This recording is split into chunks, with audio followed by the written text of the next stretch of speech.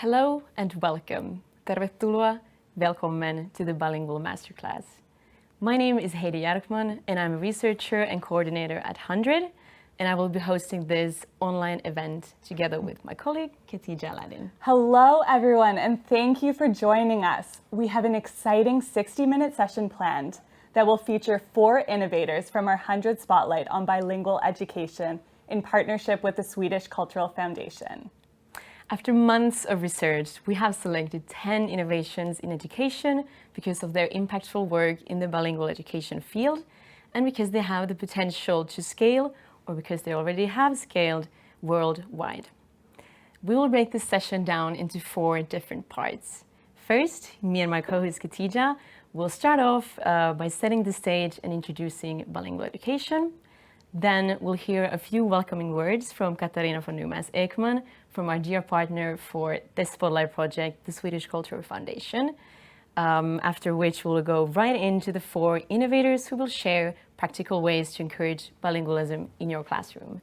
Lastly, we'll finish off with some key takeaways from our research report. Throughout this session, we encourage you to comment and ask questions directly on the YouTube chat. Our innovators will be following along and answering any questions directed towards them. Additionally, you can find all the contact information for the innovations, as well as more information on the Bilingual Spotlight on our website. So please do go look and find out more. In the spirit of bilingualism, the report is available in 3 different languages: English, Swedish, and Finnish. So let's get right into it. Researching bilingual education on a global scale has highlighted how personal and integral to our identity, language, and language learning is. For example, olen kanadalainen, et je parle français aussi. Ja suomalaisena puhun ylpeänä suomea toisena kotimaisena kielenä. As a Finn, I'm proud to speak Finnish as my second language, och på svenska som är mitt modersmål, and in Swedish, which is my maternal language. In this 100 Spotlight report, we look at bilingual education or tvåspråkig undervisning in Swedish and kaksikielinen koulutus in Finnish as a larger theme worldwide, but also as the personal implications that come with learning and knowing different languages. Throughout this past year, it has been deeply rewarding to not only explore our own bilingual identities, but also to connect with people from all over the world who are passionate about language learning and its benefits. The power of discussing bilingual education with experts in the field globally highlights the importance of communicating and understanding the perspectives of others through language. Language learning truly brings people together, and all of our selected innovators for this report therefore serve not only a bilingual, but also a multilingual purpose, as they promote togetherness, intercultural dialogue, and positive experiences by encouraging a higher interest and motivation to learn and love languages. It has been a privilege to explore this topic with our wonderful partner, the Swedish Cultural Foundation in Finland, who does great work supporting and strengthening the Swedish language, culture, and affinity in Finland. As some of you may know, Finland is an official bilingual country with 2 national languages, Finnish and Swedish. The Swedish Cultural Foundation promotes this societal bilingualism by encouraging a positive language environment and supporting social cohesion. So, without further ado, let's hear from Katarina von Numas-Ekman, Advisor in Education at the Swedish Cultural Foundation in Finland. Welcome to the stage, Katarina. Välkommen till scenen. Dear friends of education, hei kaikki koulutuksen ystävät. Roligt alla är här. Having a range of language skills and an awareness of other cultures is becoming increasingly important in our global world. At the same time, several trends in society point in the opposite direction. For the Swedish Cultural Foundation in Finland, whose purpose is to promote the Swedish language in Finland, it's therefore important to support bi- and multilingualism and to endorse projects that cross borders in different ways. The homes, early childhood education and the schools still play a crucial role for our children and young people to grow up to become language-skilled citizens who naturally seek contact with new groups of people, adults who experience linguistic and cultural diversity as a part of their own identity. Vaikka kielikylpy on laajalti tunnustettu hyvä pedagoginen menetelmä antamaan lapsille vahva kaksikielisyyden tunne, suomenkielisille lapsille ruotsinkielistä kielikylpyopetusta tarjoavien kuntien määrä on pitkään pysynyt muuttumattomana. Tämä oivallus oli yksi tämän raportin laatimisen lähtökohta ja peruste yhteistyöllemme HundrEDin kanssa.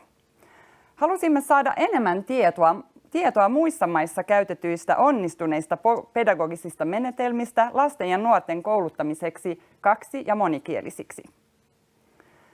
Toinen haaste oli Suomessa vähemmistökieli ruotsiin integroituneiden maahanmuuttajataustaisten henkilöiden suhteellisen alhainen määrä. Monilla ruotsinkielisillä kouluilla on näin ollen vain vähän kokemusta työskentelystä sellaisten lasten ja nuorten kanssa, joiden äidinkieli on vieraskieli, ja koulut tarvitsevat enemmän tukea työhönsä. Muiden maiden käytännöistä voidaan oppia paljon siitä, miten kaikkia lasten puhumia kieliä voidaan arvostaa ja vahvistaa paremmin monikulttuurisissa kouluissa. Kolmas suuntaus, johon halusimme kiinnittää huomiota, on nuorten keskuudessa laskeva kiinnostus opiskella vieraita kieliä. Tämä ei koske vain suomenruotsalaisia kouluja, vaan koko Suomea ja monia muita maita. Siksi mielestämme on tärkeää, että tässä raportissa tuodaan esiin hauskoja, luovia ja viestinnällisiä menetelmiä uuden kielen oppimiseksi. I Spotlight-rapporten presenteras alltså en brokig samling pedagogiska innovationer för språkinlärning som alla kan implementeras i vilken kontext som helst. Vi har också velat se till att så många målgrupper som möjligt kan hitta något användbart bland dem. Vissa metoder bygger på samarbete mellan hem och skola, andra handlar om att eleverna inspirerar varandra att lära sig språk. Här finns också exempel på både digitala verktyg och metoder som inte kräver någon teknologi alls. Det är bara att välja och vraka. Vi på Svenska kulturfonden är mycket glada över det välfungerande samarbetet med HundrED som ledde fram till en mångsidig rapport som kan inspirera till språkinlärning över hela världen. We are proud to be a part of Helsinki Education Week. Tack, kiitos. Thank you. Tack så mycket, Katarina. I'm trying to practice my Swedish too. It was great to hear more about the inspiring work that you do to promote bilingualism in Finland. I now have the pleasure of introducing the selected innovators for this spotlight. As mentioned, we have 4 innovators who will present live today and share more about their work. I'd also like to give a shout out to the other selected innovations that can be found in the report. We have Global Minds Initiative and Language Party from the United States, Mother Tongue for Early Learners from Uganda, Language Showering in Jyväskylä, and Norden i skolan from the Nordic region. You can find all of their innovation pages on the Bilingual Education page on HundrED.org.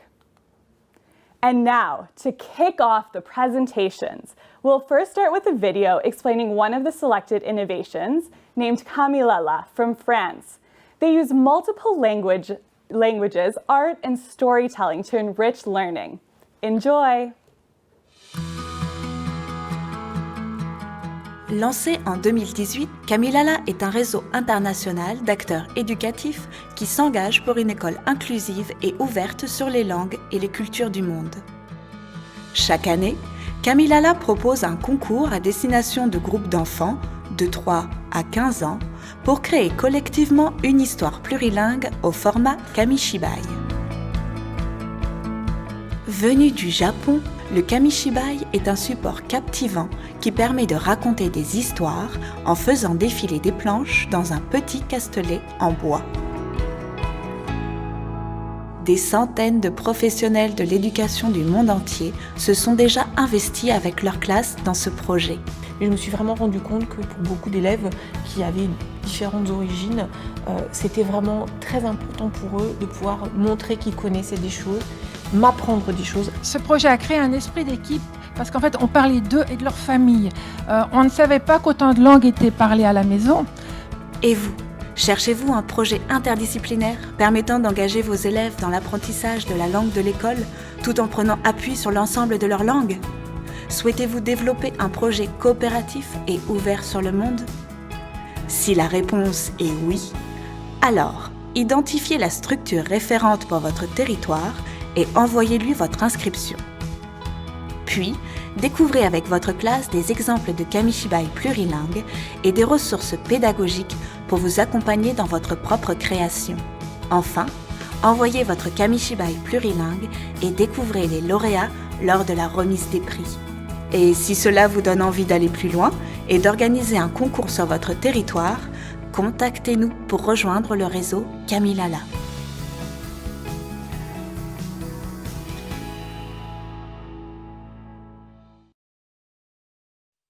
Hope you enjoyed that video showcasing a little bit more about Kamilala. I also loved hearing French, such a beautiful language.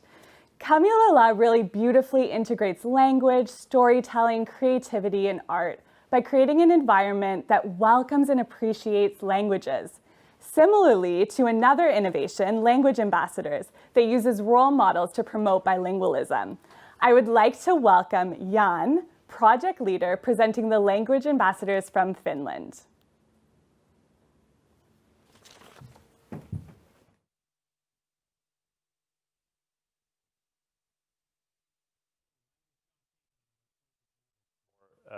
Innovation called Language Ambassadors, kielilähettiläät, språkambassadörerna.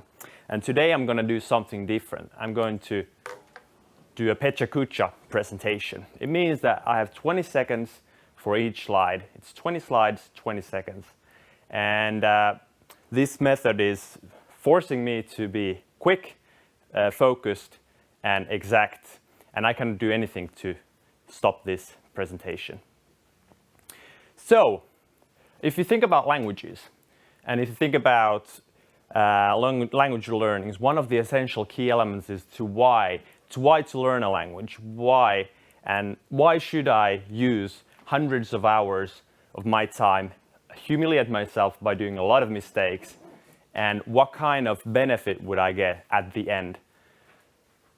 We all know that languages gives up opportunities, possibilities when it comes to work, studies, or relationships. For instance, in Finland, Swedish language opens up a lot of different opportunities. I know it myself. But it is very difficult in order to know how to do this. How to learn language so that I could one day, for instance, start studying in Swedish.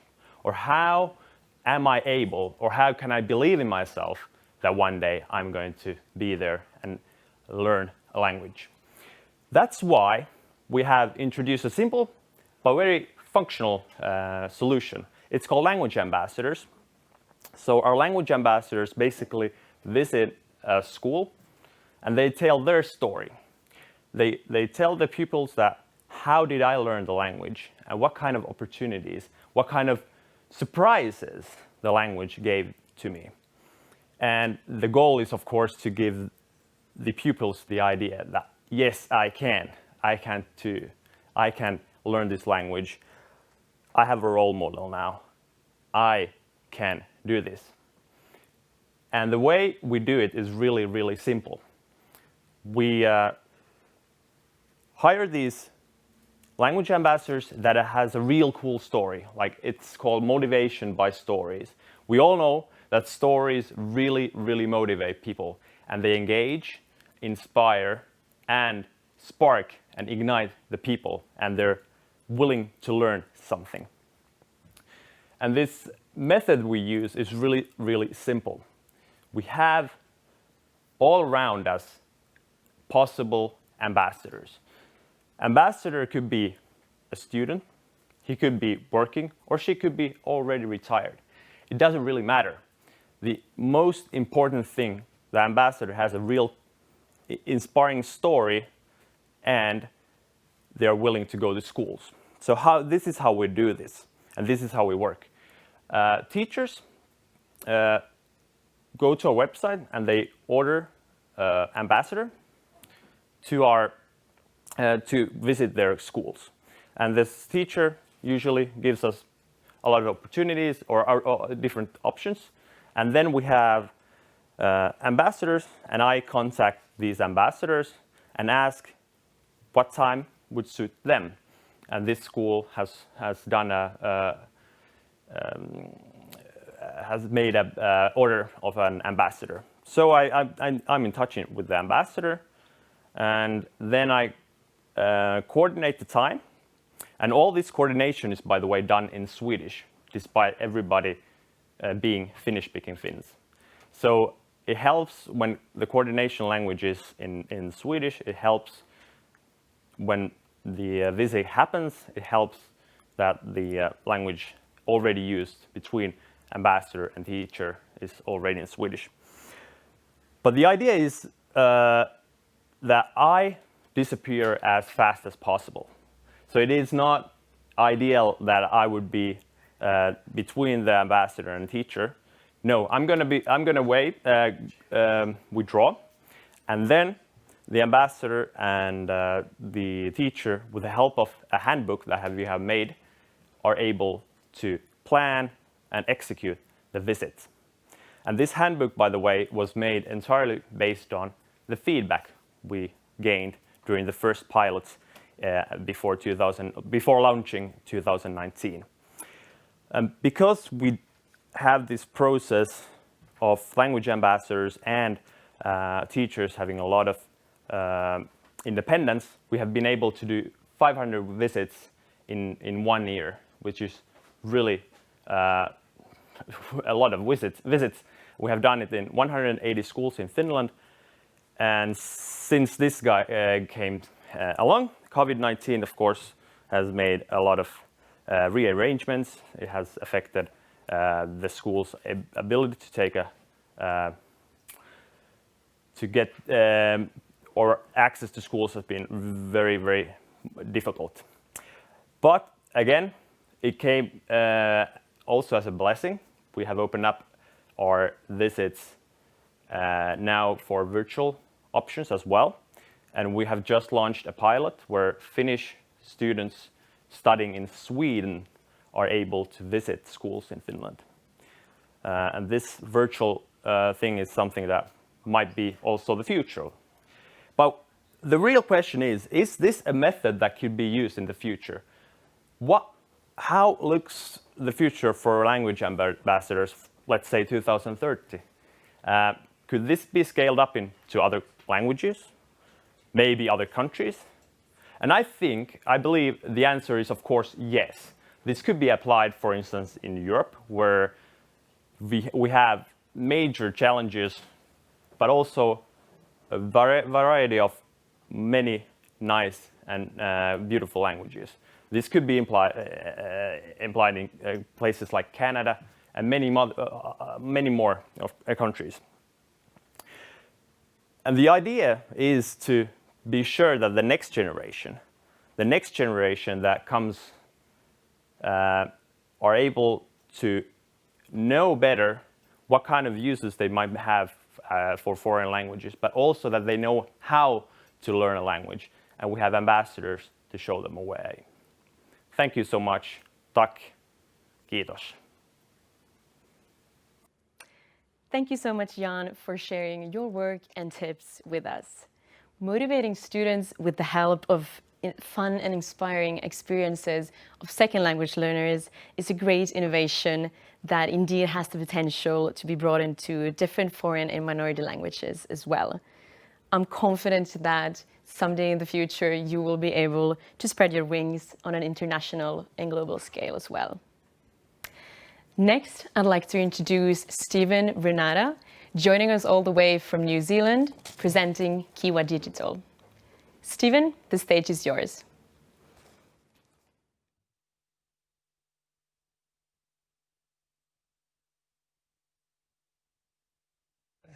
Hello, hey everybody. Great to be part of this presentation. I just want to take a moment to acknowledge everybody at HundrED and my fellow presenters, and also my team back here in New Zealand that probably hopefully asleep because it's just turned midnight. In 10 minutes or less, what are we doing at Kiwi Digital? All right, so I've got a couple of slides here, and then I'm actually going to show you some technology that we've developed down here. We've got a purpose, or a kaupapa, as we'd say in Te Reo Māori, the indigenous language, to help improve understanding between nations and cultures using technology to break down some big barriers around illiteracy, bias, discrimination, and miscommunication. And then if you're trying to measure yourself quantitatively, see if we can get ourselves into the top 100 of what they call the global language services industry. More on that later. Who are we as an organisation? Well, there's sort of 10 of us working feverishly down here in Auckland, New Zealand, with a number of contractors. The business is split up into two parts. We have two software platforms, one that is dealing with dubbing technology. So if you're a Netflix watcher or an Amazon Disney and you've seen dubbed content, it's possible that our software solution called VoiceQ has helped that process. From the digital publishing side, which is what we're going to touch on tonight, we've got a number of clients, particularly the government, Ministry of Education, and also lots of corporates, trade publishers and so forth. And so all of that keeps us pretty busy. We're dealing with a number of languages on both sides of the businesses, many hours of media content being curated or dubbed, audio description, ADR and so forth. And then also with the digital publishing, about 3 million downloads with 500 apps. I'm going to just touch on sort of 4 clients, if you like, or end user segments.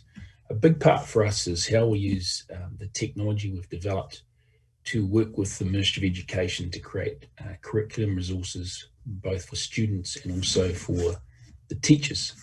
And there's a particular fund called the Te Aho Ngā Rahu, Te Reo Māori fund, and that is a dedicated amount of about 3.4 million New Zealand dollars this current year to help develop resources, which is basically around getting local stories from what we call iwi or tribes or sub-tribes, hapu, around the country, and then putting them to a form that is relative to the curriculum in schools. We also spent quite a bit of time working with the entire workforce of New Zealand, everything from our national airline in New Zealand, many corporates, and many government agencies, helping them build up their own capability, staff capability in aspects of Māori culture, what we call tikanga, and the language, Te Reo Māori. And at an education level, we've worked specifically with universities, polytechnics, and also high schools. And I'll show you some examples of what that looks like in a moment. More recently, we've worked on projects that are combining multiple nations. So in this case, we're talking about this particular app here, which is looking at educators and students from New Zealand, but also right across South America, particularly Chile, and bringing in Spanish, Brazilian, Portuguese, and English into resources to build competency in that area. And then lastly, we've also done some work around taking the technology into a more of a workshop type situation, a little bit similar to what we saw in the first video. And I'll show you what that can look like in terms of how do you put the bilingual teaching actually back into the hands of the students. So some fascinating stuff there. I'm going to just jump out of this for a second and take you into the technology side of it. And what you're going to see on your screen here is my device. And this is a smart device, could be an iPhone, tablet, and so forth. And here's one of the apps, just an example that's used, developed for the Ministry of Education. And the user interface here, you can see the contents, if you like, longitudinally. And then also on the left-hand side, you've got the user interface. So we've got autoplay languages. In this case, you've got English and Te Reo Māori. And then we've even got things like teacher notes, which are actually contained within the app. In this case, these are notes that are created and approved and certified by the Ministry of Education. But just to give you a sense of how does this app work in terms of language, the key is around the synchronizing of the text and the audio. So if I run my fingers across the text here. Ko wiri rawa ko kina. Na Ruth lemon mawa ko hemi deo. If I then change out the language to English. Wiri and kina by Ruth Lemon and Hemi deo. And then we can go through it as a book. In this case, there's a little bit of animation. Obviously, you can see here, this is in English. If I touch one word, Kina, if I double tap the word, kina, K-I-N-A. so we have essentially there 3 things happening. Swipe to read, tap to listen to a word, and double tap to hear the word either spelt in English or phonetically pronunciated. So in the case on this one, same page, if I tap on a word, Whanaunga, if I double tap this word, whanaunga, wha-na-u-nga. and so we have that ability to break down the words to help with the pronunciation. If we wanted to take that a step further, we also have the ability to record ourselves. So in here, I can start the recording, and I'm going to get the countdown. Ko te hiahia o tōku whanaunga.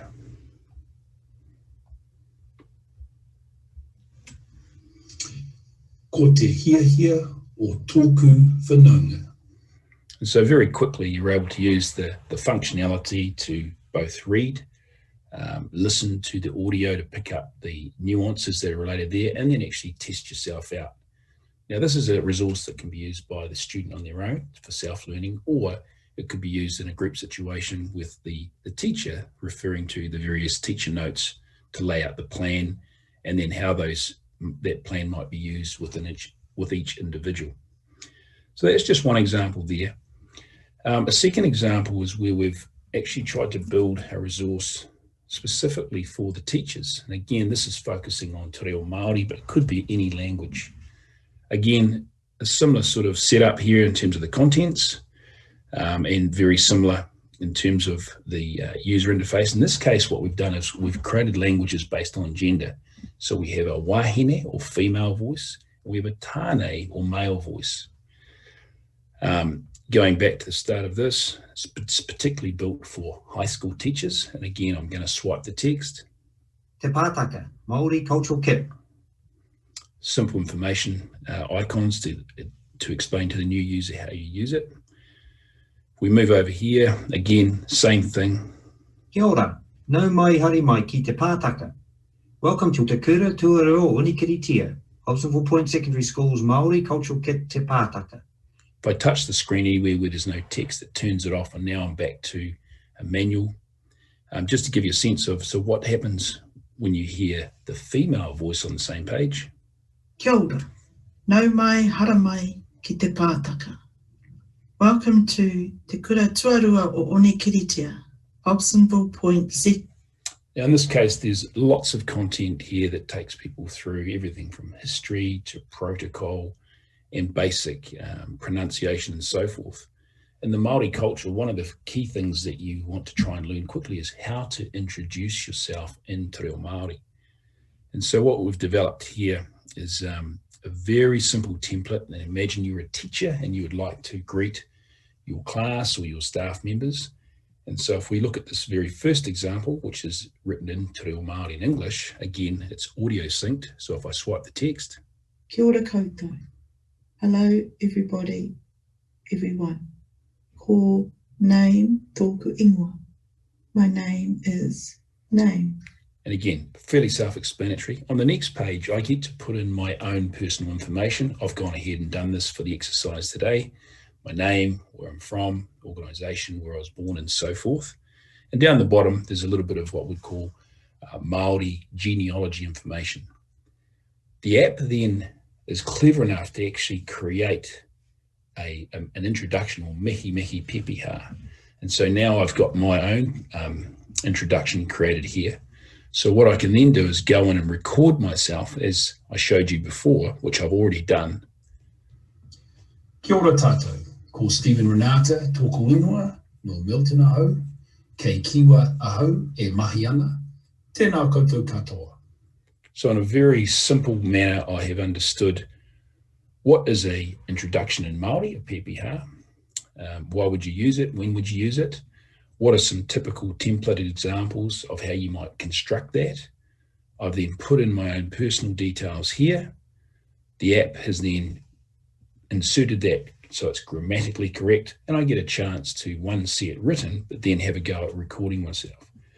So really easy, holistic sort of way of learning the language in a way that's relevant, which is essentially, let's introduce myself. So that's an example of what we've done with teachers.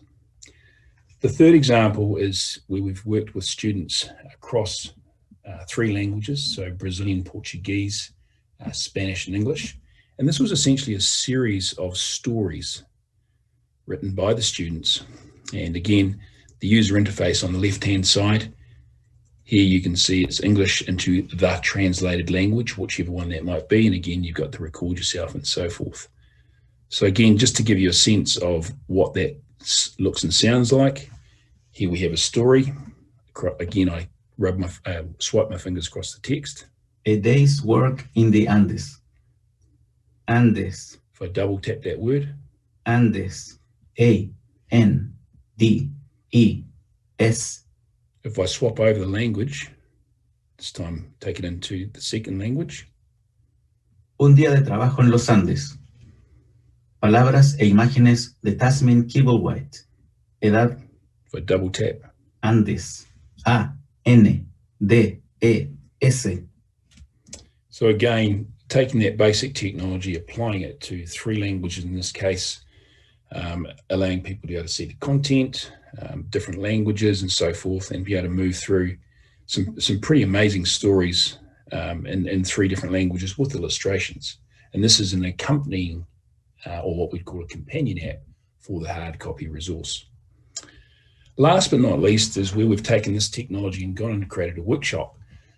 In this case, it was around rheumatic fever, which is something that children often get, and this can be fatal if not dealt with quickly.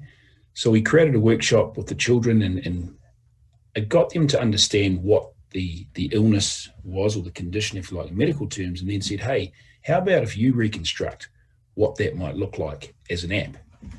And so we put them into groups and they started to create stories, whether it was pictures, poems, raps, music and so forth. And they created this beautiful app called Beat Fever.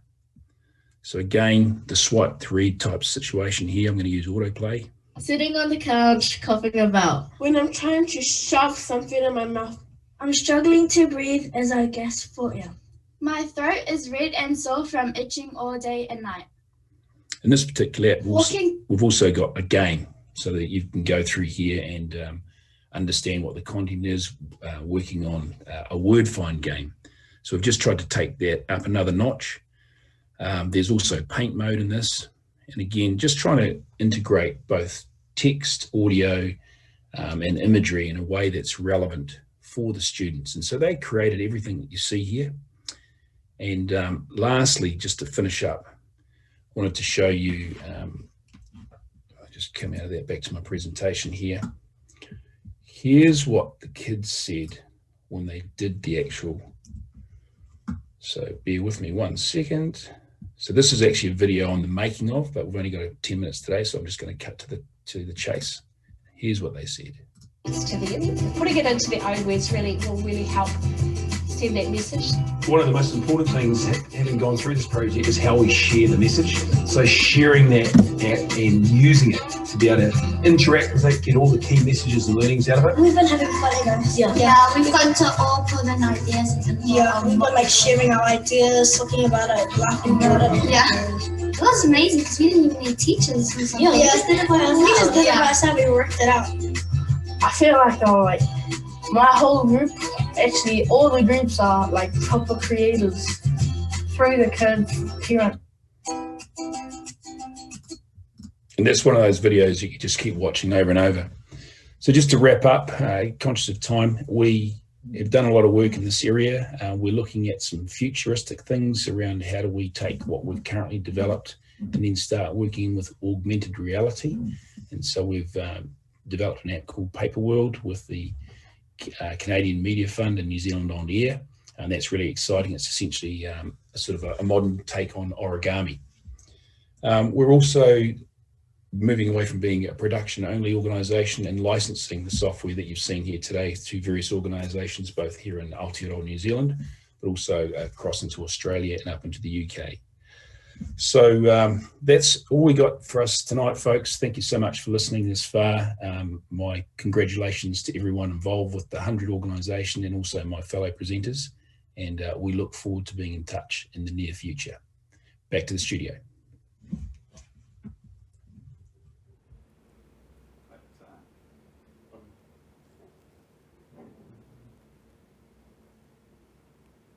Thank you so much, Stephen, for that presentation on Kiwi Digital. It's so interesting to see how digital devices can be used for language learning and how we can really create personalized learning experiences through that.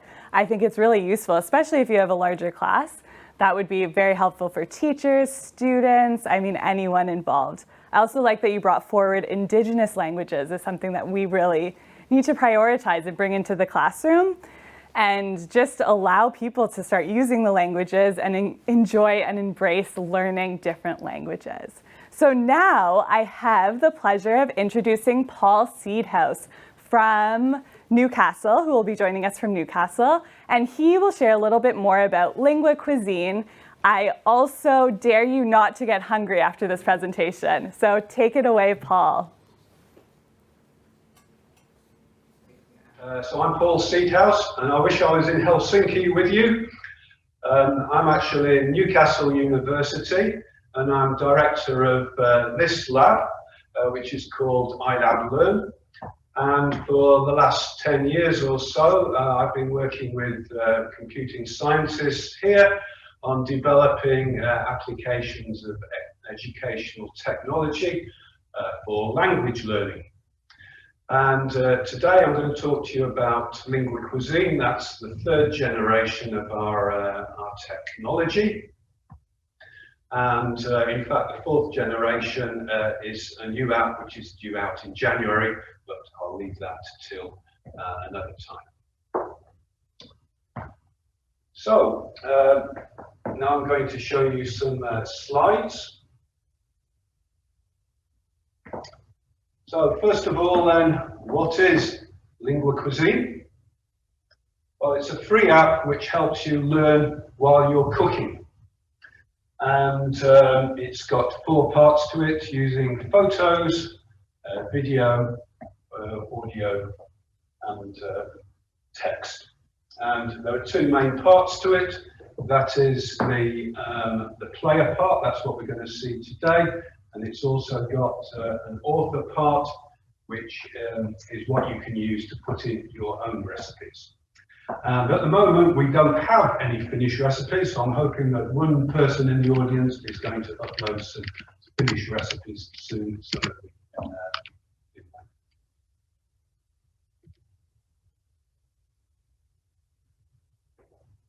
that. Now, some of you might say, well, this is a strange idea, isn't it, learning languages while you're cooking?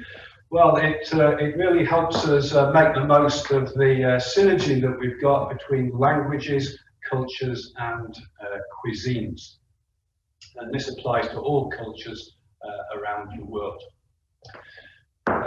So when we started planning the app, we decided to start on the basis of what are young people interested in at the moment. And we came up with a list. We started with the idea that they enjoy eating foreign food, they enjoy foreign travel, or at least they used to before the pandemic came along. And they really enjoy using their mobiles, and they enjoy having fun.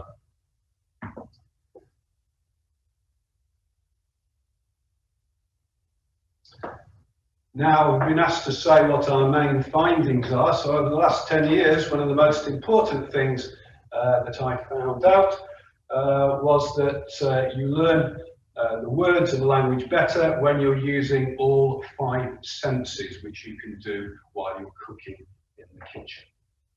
So you can learn words using taste and smell and touch as well. Can you see a bit more?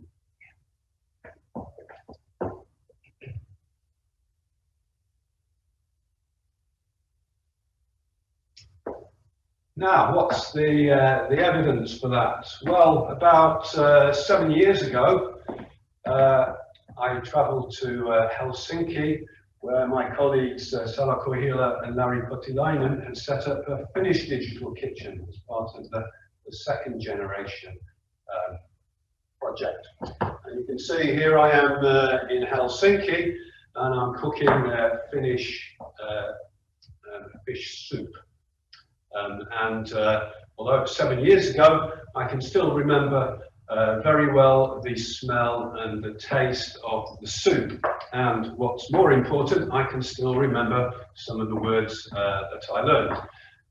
So I learned that salmon is lohi, and dill is tili, and potatoes peruna. And that's stuck in my memory because I learned it using all of my 5 senses.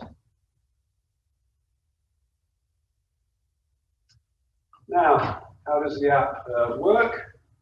We're going to switch to this screen now. So if any of you are interested, you just Google Linguacuisine and you'll come up with this screen, and we go to try it online now. And then you choose your language. So as I said, we haven't got any Finnish recipes, but we do have a very good Estonian recipe. So I'm going to show you that one now.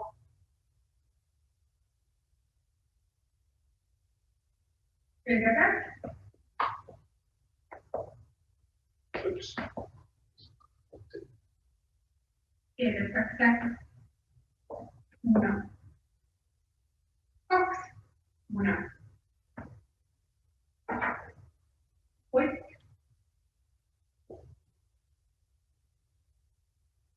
Okay, so that shows you how the video clips work, taking you through the stages. Before you do that, then you want to have a look at the list of ingredients and utensils. So you've got a photo, and then you've got an audio. You've got an audio file that goes with it. Okay. So coming back to the PowerPoint then. Also been asked to give practical tips for teachers. So I've got 2 of those. The first one is work with colleagues from your institution in terms of food science and food technology. We've been doing this here, going into schools and getting the children to use the app Cooking in the food science or food technology labs. So that works very well. Now, one question I get asked is, well, what's the best recipe for language learning? And the answer is pancakes. Pancakes are best. So why are pancakes best in any language? Well, first of all, you can get, if you've got a group of children coming in, then in an hour you can get all of them to cook a pancake and eat it. Secondly, the vast majority of people like pancakes. We also did this with a group of refugees here. What you see here is a pancake race that we have in the UK. You race each other while tossing your pancake. And none of these refugees from Africa or the Middle East had ever eaten pancakes before, but they cook them and they love them.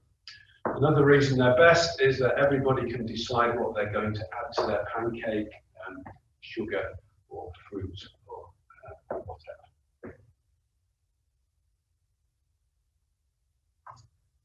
So a bit of background on the app. So it's been 3 generations of technology. It's been used by over 9,000 people around the world in 83 countries. People have added 24 languages or cuisines, but I hope that's going to go up to 25 with Finnish shortly. And we estimate people have learned about 55,000 words so far on that. Okay, and the way in which Linguacuisine works then shows you the photos and ingredients. It speaks to you in the foreign language using video, and if you can't understand, you can get help from video, photo, audio and text. And it's designed so that you work in pairs and you speak to each other in the foreign language as you're doing the task.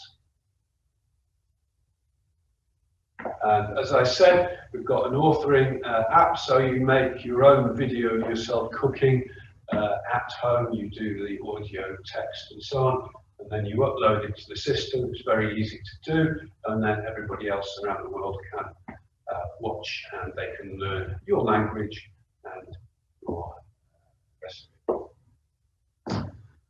Okay, so if you're interested in Linguacuisine and want to know more, well, we're doing a workshop that's tomorrow morning as part of the HundrED Innovation Summit on the community strand, so I hope you'll be able to join us for that. And I also hope that you'll be able to upload some Finnish recipes. I particularly like Finnish fish soup. Great, thanks very much, and back to the studio.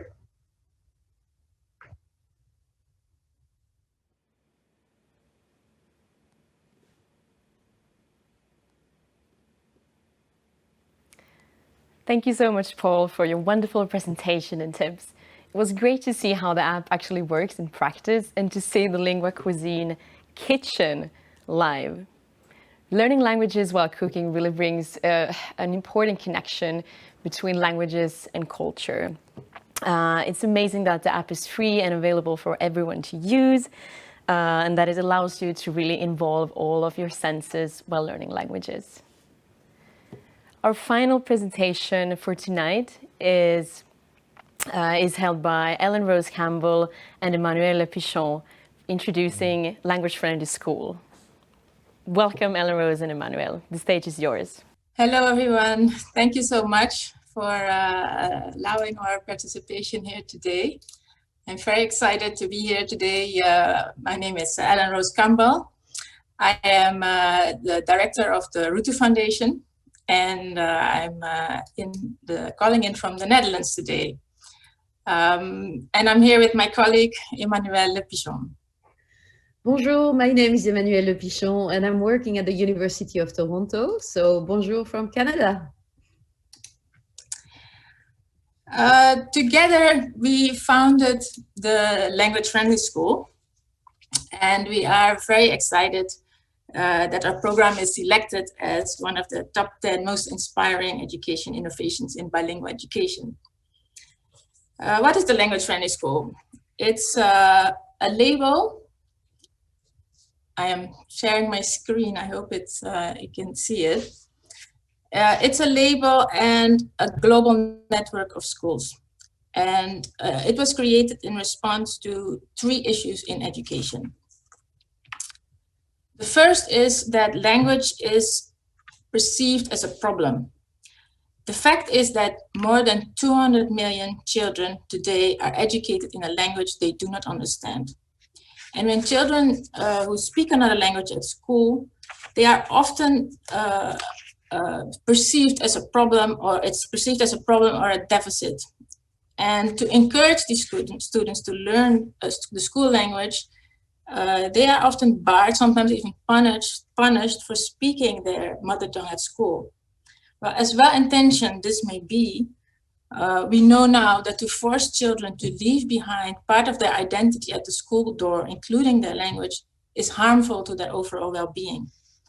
But it also hampers their learning. And the Language Friendly School do exactly the opposite.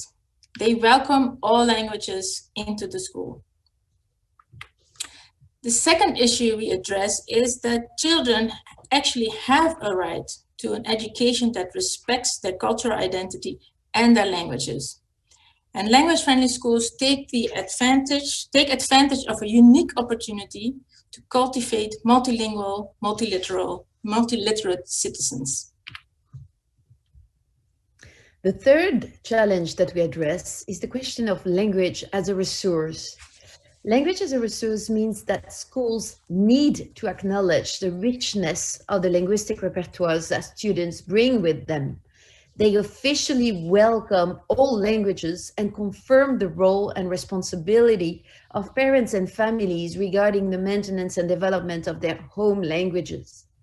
And this needs to go hand in hand with the development of a real language-friendly pedagogy, reflected in all activities of the day. This way, students feel safe, students learn better, and they are more invested in learning. The language-friendly school is a homeschool approach. It is a network where schools, teachers, parents, and students work together and exchange ideas on making languages not just welcome, but as an integral part of the learning process. We asked the principal of one of our first language-friendly schools in Canada to say a few words.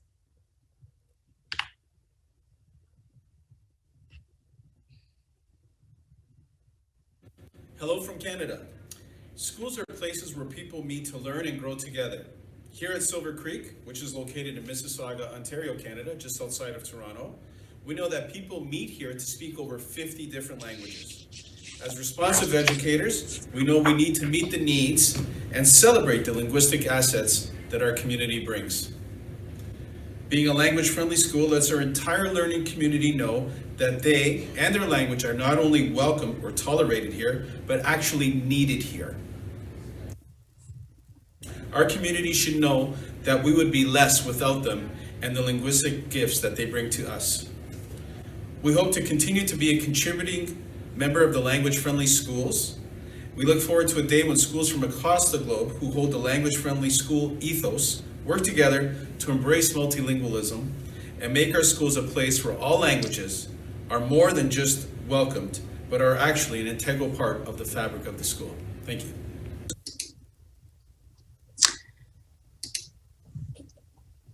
All schools are different. And so we do not provide a blueprint of what they must do. Instead, what we do is we support schools to develop their own language-friendly school plan. In the next video, our schools prepared for you, you will see what it is that they actually do. We are a school that we celebrate language diversity. Ciao, io sono Kira. Ik ben Thomas. Hello, my name is Jake. Good morning. Morning. Namaste. Namaste. Goedemorgen. Goedemorgen. Hallo, Wanneke. We live in different places from all around the world. We speak in many different Dobredian. Hello to all the children of the world. There are children in the deserts and children in the towns and children who live down by the sea. Which is part of our personality, and children shouldn't leave that part of personality behind the school doors. Language-friendly schools give children a sense of belonging. They provide safe learning environments and improve their confidence because they can express themselves and their knowledge and capabilities. Every child deserves equal opportunities, and we should come together as one to celebrate our differences. Hello to all the children of the world.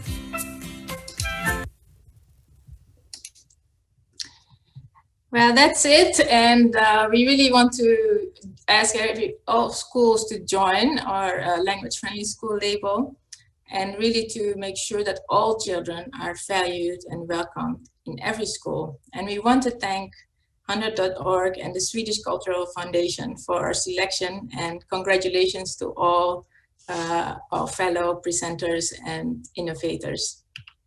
And of course, we also want to thank all of our schools, the fantastic teams that work with us, but also the children and their parents. So please visit our website and contact us if you have any questions. Now back to the studio. Thank you so much, Ellen Rose and Emmanuel, for such a great information and sharing so much about the language-friendly school. I loved hearing from the kids, so cute, and hearing all the languages that you see every single day. And it's really true that language-friendly schools are truly a keystone of a holistic learning environment. I'd like to also thank all the innovators who shared tips and tricks on how to increase interest in language learning in the classroom and in schools. There were a variety of interesting ways, whether it be through the idea of second language learners serving as role models, bringing cultures and languages to life with the help of digital tools and technology, engaging in cooking lessons to bring authenticity in the classroom, or welcoming all languages in the community. The ideas and concepts shared today align with some of the key takeaways from the report. But first and foremost, our rationale is, of course, that bilingual education truly matters. It's beneficial to anyone and to everyone, whether you come from a bilingual background or not, and it goes far beyond language learning in itself. Bilingual education provides and supports a certain awareness, tolerance, and appreciation of the value of linguistic and cultural diversity. So our answer to the million-dollar question of how to make children excited about languages is that knowing other languages is empowering. It provides access to other or new ways of thinking and living. It boosts your self-confidence and develops and increases a sense of belonging and identity. So to quote one of our much appreciated interviewed experts for this report, bilingualism is the superpower every kid should get to enjoy. So we have 5 major takeaways that we want to conclude this session with. These are our recommendations that will help enable the successful implementation of our selected innovations. So the first is to enact radical inclusion by normalizing bilingualism in schools. Today we have heard from 4 great innovations that in one way or another do exactly this. The second is to identify role models in each community and celebrate them regularly. The Language Ambassadors is a great example of this. The third is bilingual education innovations work best when the educational leaders are both able and strongly committed to participate in their implementation. The fourth is the responsibility of language learning does not stay within the confines of a school, but rather involves the whole entire community. We saw this in language-friendly schools that really embodies these ideas perfectly, and not only involves the school community, but also the parents and the community as a whole. And the fifth and final one is ask what educators actually need and provide it to them. So Kiwi Digital and Linguacuisine provide educators with interactive and interdisciplinary tools for the educators to play around with in their bilingual teaching environments. And last but not least, we want to remind you all that the real beauty in bilingual education lies in the authentic experiences and perspectives and voices of the people and stakeholders that explore, teach, learn, and promote bilingualism and multilingualism each and every day. That is, individuals such as everyone here with us today, including our wonderful audience. We hope you enjoyed this masterclass with all of us and learned something new about bilingual education that you are excited to take back to your school and students. Thank you again to our partner, the Swedish Cultural Foundation, for making the Spotlight happen, and all 10 innovators highlighted in our report for their inspirational work.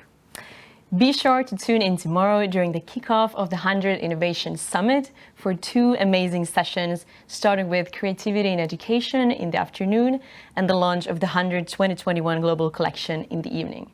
You can find more information on the HundrED Innovation Summit program on our website linked in the chat. Thank you, merci. Tack and kiitos. When the students of today are the teachers of tomorrow, what will they say about the year 2020? Will this be the year that changed education forever? The COVID-19 pandemic has exacerbated existing inequalities in education systems everywhere. At the same time, we have all admired the educators, parents, students, and communities that have banded together to meet this challenge. The HundrED 2020 Innovation Summit will connect inspiring innovators with educators, researchers, policy leaders, education ministries, students, and parents from around the world. Join us at this free virtual event to share your experiences and learn from like-minded changemakers from over 100 countries. You will also hear from our global collection of leading innovators in K-12 education who are pioneering solutions that help provide quality education for all, no matter what happens. Register now at www.hundred.org/summit.